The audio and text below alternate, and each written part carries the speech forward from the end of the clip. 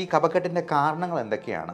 അപ്പോൾ ഇതിൻ്റെ കാരണങ്ങൾ അറിഞ്ഞാൽ മാത്രമേ നമുക്കതിനെ എഫക്റ്റീവായിട്ട് ട്രീറ്റ് ചെയ്യാൻ പറ്റുള്ളൂ. ഒറ്റ വ്യത്യാസമുണ്ട്. ഇവിടെ അതിന് 500 രൂപയാണെങ്കിൽ ഗൾഫിൽ അതിന് 450 ദിറമാണ്. കൃത്യമായിട്ടുള്ള ട്രീറ്റ്മെൻറ്റ് എടുത്തെന്നാൽ 2 ദിവസമല്ല, ഒറ്റ ദിവസം കൊണ്ട് തന്നെ നമുക്ക് ഈ കഫക്കെട്ട് മാറ്റിയെടുക്കാം. സ്ത്രീകളൊക്കെ ആണെങ്കിൽ ചുമച്ച് അറിയാതെ മൂത്രം പോകുന്നു എന്ന് വരെ കംപ്ലൈൻറ്റ് പറയാറുണ്ട്. കഫക്കെട്ട് നമുക്ക് എല്ലാവർക്കും വളരെ കോമൺ ആയിട്ട് അറിയാവുന്ന ഒരു സിംറ്റമാണ്. പക്ഷേ അതിന് ഇംഗ്ലീഷ് ഏതാണെന്ന് ചോദിച്ചെന്നാൽ നമ്മൾ പോലും പെട്ടെന്നൊന്ന് പകച്ചു പോകും. കഫക്കെട്ടിൻ്റെ ഇംഗ്ലീഷോ? സ്പ്യൂട്ടം അക്യുമുലേഷൻ അല്ലെങ്കിൽ എക്സ്പെക്ട്രേഷൻ എന്നൊക്കെ നമുക്ക് വേണമെങ്കിൽ അതിന് ഇംഗ്ലീഷിൽ പറയാം. പക്ഷേ നമുക്ക് വളരെ കോമൺ ആയിട്ട് അറിയാവുന്ന ഒരു സിംറ്റമാണ് ഈ കഫക്കെട്ട്. കുട്ടികൾക്കാണെങ്കിൽ, കൊച്ചു വാവമാർക്കൊക്കെ കുറുകുറുപ്പായിട്ട് അമ്മമാർ പറയാറുണ്ട്. അപ്പോൾ ഈ കുറുകുറുപ്പ് അല്ലെങ്കിൽ കഫം കെട്ടി നിൽക്കുന്ന അവസ്ഥ, ഇത് 2 ദിവസത്തിൽ നമുക്ക് എങ്ങനെയെങ്കിലും ഒന്ന് പരിഹരിച്ചെടുക്കാൻ പറ്റുമോ? കാരണം ഈ കഫക്കെട്ടുമായിട്ട് വർഷങ്ങളോളം നടക്കുന്ന ആളുകളെ നമുക്കറിയാം. ഈ കഫക്കെട്ടിൻ്റെ കാരണങ്ങൾ എന്തൊക്കെയാണ്? അപ്പോൾ ഇതിൻ്റെ കാരണങ്ങൾ അറിഞ്ഞാൽ മാത്രമേ നമുക്കതിനെ എഫക്റ്റീവായിട്ട് ട്രീറ്റ് ചെയ്യാൻ പറ്റുള്ളൂ. മിക്കവാറും ആളുകളുടെ കഫക്കെട്ട് നമുക്ക് 2 ദിവസത്തിൽ തന്നെ പരിഹരിക്കാം. അത് ഒരു 90 അല്ല 95% ആളുകൾക്ക്. പക്ഷേ അതിന് കറക്റ്റായിട്ടുള്ള ചികിത്സയും ചിലപ്പോൾ ആവശ്യമായിട്ട് വരും. നമുക്ക് വീട്ടിൽ തന്നെ ചെയ്യാവുന്ന കഫക്കെട്ട് ചെയ്യാവുന്ന പൊടിക്കൈകൾ എന്തൊക്കെയാണ് എന്നുള്ളത് നോക്കാം. മിക്കവാറും കഫക്കെട്ടിനോട് കൂടി ഒന്നെടുത്താൽ ഒന്ന് ഫ്രീ എന്ന് പറഞ്ഞതുപോലെ ചുമയും അതിൻ്റെ കൂടെ തന്നെ ഉണ്ടാവും. അതോടൊപ്പം നമ്മൾ ക്ലോസ് ആയിട്ട് ഒബ്സർവ് ചെയ്യുമ്പോൾ നമുക്ക് മനസ്സിലാവും അലർജി പ്രശ്നങ്ങളും ഈ കൂട്ടർക്കുണ്ടാകാം. മൂക്കടപ്പ്, തുമ്മൽ, കണ്ണ് ചൊറിച്ചിൽ, ദേഹമൊക്കെ ചൊറിഞ്ഞതടിക്കുക തുടങ്ങിയ അലർജി പ്രശ്നങ്ങൾ. ഇത് ശ്വാസകോശത്തെ ബാധിക്കുമ്പോഴാണ് കഫക്കെട്ട്, ചുമ, ശ്വാസം മുട്ടൽ, വീസിങ്, വലിവ് തുടങ്ങിയ സിംറ്റംസിലേക്ക് മാറുകയും അത് ബ്രോങ്കിയൽ ആസ്മ എന്ന രൂപത്തിലേക്ക് പരിണമിക്കുകയും ചെയ്യുക. മിക്കവാറും ആളുകളുടെ കഫക്കെട്ടിന് മെയിൻ കാരണം ഈ പറയുന്ന അലർജി തന്നെയായിരിക്കാം. ഇനി ചുരുക്കം ചില ആളുകളിൽ ഈ പലതരത്തിലുള്ള ഇൻഫെക്ഷൻസ് കൊണ്ടുവരാം. ഇൻഫെക്ഷൻസ് തന്നെ ബാക്ടീരിയൽ ആകാം, വൈറൽ ഇൻഫെക്ഷൻസ് ആകാം. നമുക്കറിയാമല്ലോ, കോവിഡ് വരുമ്പോൾ തന്നെ നമുക്ക് ഈ ചുമയും കഫക്കെട്ടും ചിലപ്പോൾ മാസങ്ങളോളം മാറാതെ നിന്നേക്കാം. അത് പോസ്റ്റ് വൈറലായിട്ടുള്ള ബ്രോങ്കൈറ്റിസ് ചിലപ്പോൾ നമ്മൾ മരുന്ന് കൃത്യമായിട്ട് എടുത്തില്ലെന്നുണ്ടെങ്കിൽ അത് മാസങ്ങളോളം നമ്മളെ ബുദ്ധിമുട്ടിച്ചുകൊണ്ടിരിക്കും.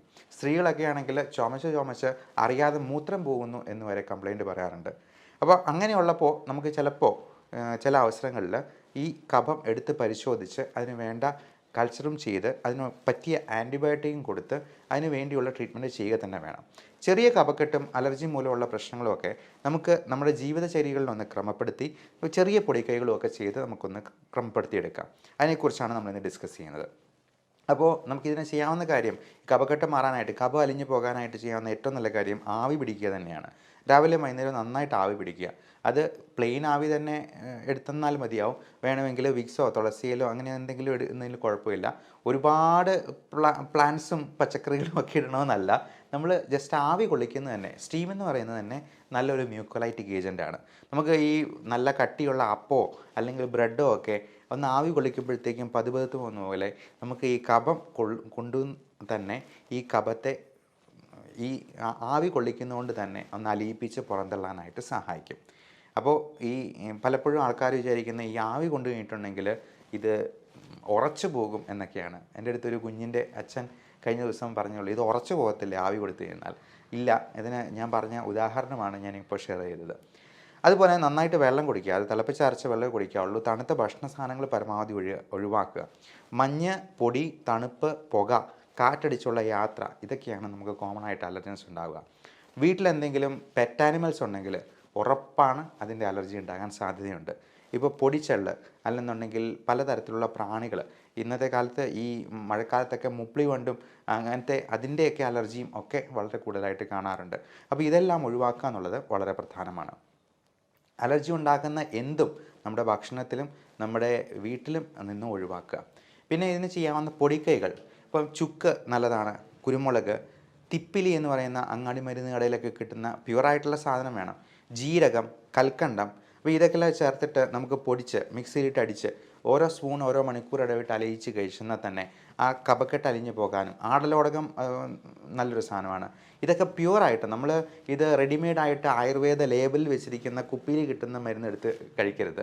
കാരണം അതിനകത്ത് സ്റ്റിറോയിഡ് അടങ്ങിയിട്ടുണ്ടോ എന്ന് പോലും നമുക്ക് അറിയത്തില്ലാത്തതാണ്. അതിൻ്റെ ഇൻഗ്രീഡിയൻസ് പലപ്പോഴും വിദേശ രാജ്യങ്ങളിലൊക്കെ ടെസ്റ്റ് ചെയ്യുമ്പോഴത്തേക്കും ആയിരിക്കും ഈ ചക്കപ്പൊടിക്ക് കൂടെ മെറ്റ്ഫോമിൻ ഗുളികയും അല്ലെങ്കിൽ ഈ കഫത്തിനുള്ള മരുന്നിൻ്റെ കൂടെ നമ്മൾ ഈ ആയുർവേദ ലേബലിൽ കിട്ടുന്നത് ആയുർവേദമാണെന്ന് തെറ്റിദ്ധരിക്കരുത്. നമ്മുടെ തൊടിയിൽ കിട്ടുന്ന സാധനങ്ങൾ കൊണ്ട് തന്നെ നമ്മൾ മരുന്നുണ്ടാക്കി കഴിക്കുക എന്നുള്ളതാണ് അതിനകത്ത് ഏറ്റവും അഭികാമ്യമായിട്ടുള്ള മാർഗം.